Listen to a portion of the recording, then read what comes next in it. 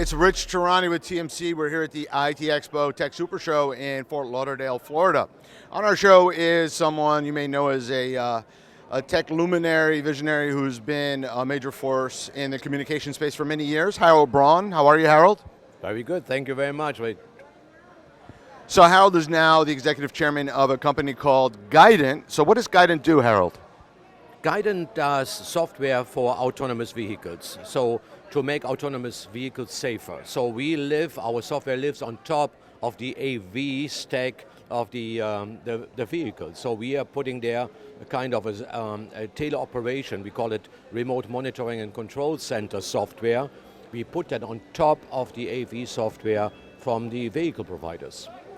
And sounds like a very important thing. Safety in autonomous vehicles has become an issue with a lot of crashes we've been reading about, and just federal regulators taking it more seriously. So it sounds like that's the problem you guys are solving. That is actually true. That is exactly our value proposition. So one of the situations we're facing is that people think autonomous vehicles are not safe. So that we wanted to prove wrong with, of course, the industry as such. So we see a lot of EVs, electric vehicles, coming to the streets, right, more and more. And we want to go to the next level to do the autonomous portion of it, right? So now, how can we make it safer? So we have developed a software with the team, which is called Human in the Loop. So in Florida, in the United States, and also in some portions of Europe, there is actually a law that you have some kind of human intervention when it comes to autonomous vehicles, being deployed on public roads. That means you can do it in two ways. You can have a safety driver in the car, in the autonomous vehicle. Doesn't make any sense, right? Autonomous vehicle and the safety driver from the economics point of view. Or you get the driver out and put him in a control center, like an air traffic control center, and then you have this person controlling and monitoring the autonomous vehicles, whatever that is. Can be a robot, can be a vehicle, a car, but can be also a delivery device. And that person takes a look at whatever happens in a certain area, and then when the car gets into mishap situations, on the monitor of the remote monitoring and control center, it turns, let's say, from a green light to a yellow light. And then the operator can actually engage with that car, check out what's going on there, and can actually take control over that car and get it either out of a mishap situation or prevent an accident or whatever. We call that corner cases. The AV software should actually take care of this, but there are so many corner cases where you have a human in a remote monitoring and control center taking over and, get it out of a mishap situation. That's fantastic. And you mentioned something which is interesting. You said delivery vehicles. So I immediately started thinking about trucks, because we have a lack of truck drivers in this country and the supply chain issues we know about. Then I was thinking about drones. Can you work with all that technology? Yes, therefore we call it vehicles, but any vehicles. It could be a car, it could be a people mover, it could be a delivery device, like, there are many of those. And I'll give you a story in a second. And also robots or drones, but we focus at the moment on transportation services, so transportation as a service.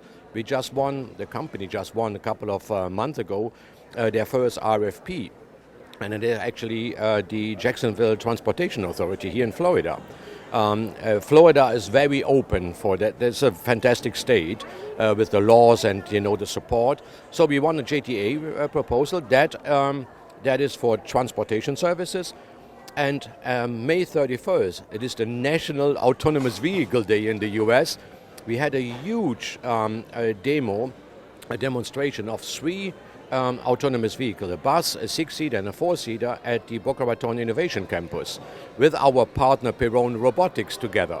So we showed how we can actually drive people around without a driver at a huge campus, which was pre-COVID, 10,000 people did work there. At the moment, there are 6,000 there. Huge campus. So, guess what? It is so big that the management thinks about, we need people need to go from one area of this campus to a restaurant in that campus about 10 to 15 minutes. Well, that cries for a delivery device, right? They have 4 food courts, and we are going to provide not only the shuttle service for people for going from one area to another, but also the delivery of food to people's offices, which this little delivery devices in-house. And we are debating right now whether we can do it also at the campus, right, outside, right? So lots of use cases there. That's great, Harald. What else should we know about your company? Well, it's growing, and we are actually hiring number one, software developers, full stack developers from the region. We have very good interactions with the universities around here. We won also a couple of years ago an award so that we can have at the campus, actually it's not the university campus, they call it Tech Runway, a huge office there, and we're hiring people there. So we have 2 PhD students at the moment in line to hire. So we started with 2 people and now we are 10. And that is, of course, fantastic. They are totally excited about, first of all, the use cases. This afternoon, by the way, we have a fantastic demo again, where a country club property manager comes because he saw it on TV from the National Vehicle Day.